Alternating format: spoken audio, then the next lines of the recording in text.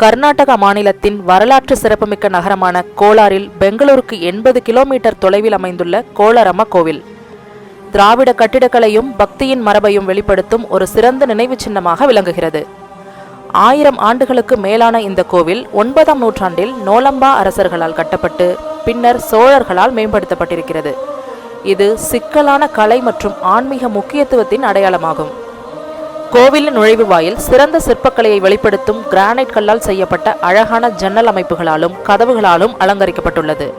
கோவில் தினசரி காலை 8 மணி முதல் 12:30 மணி வரை, மாலை 6 மணி முதல் 9 மணி வரை திறந்திருக்கும். பக்தர்களும் பார்வையாளர்களும் இவ்வலங்கை தலத்தை அனுபவிக்க வரலாம்.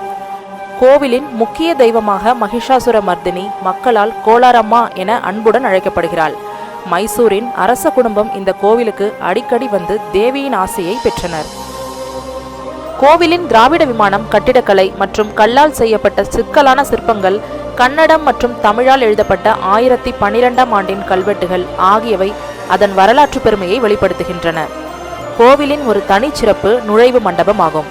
இது 2 சந்நிதிகளுக்கும் செல்கிறது. ஒன்று கிழக்கு நோக்கி, மற்றொன்று வடக்கு நோக்கி அமைந்துள்ளது. கோவிலின் மையப்பகுதியில் சப்த மாத்திரிகைகள் அல்லது 7 தாய்மார்கள் என்று சொல்லலாம். அவர்கள் பக்தியையும் தெய்வீகத்தையும் பிரதிபலிக்கும் புனித வடிவில் வைக்கப்பட்டுள்ளனர்.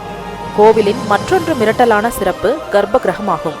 இங்கு துர்க்கை தேவி கண்ணாடி வழியாக மட்டுமே பார்க்க முடியும். நேரடியாக அவரை காண முடியாது.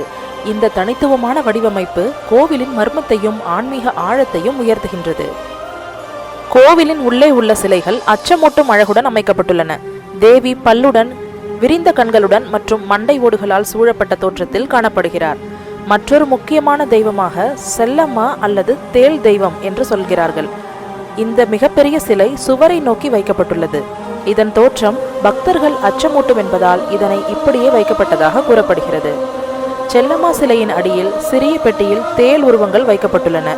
ஆண்டுதோறும் அவற்றை சுத்தம் செய்து திருப்பி வைக்கின்றனர். மார்ச் மற்றும் ஏப்ரல் மாதங்களில் கரக திருவிழா நடைபெறுகிறது. கோவில் வண்ணமயமான ஊர்வலங்களாலும் பாரம்பரிய நிகழ்வுகளாலும் கலை நயத்துடனும் குலுகுகிறது.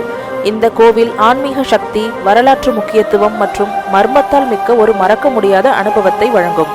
இது போன்று இன்னும் பல தகவல்களை தெரிந்துக்க சேனலை சப்ஸ்கிரைப் பண்ணுங்க.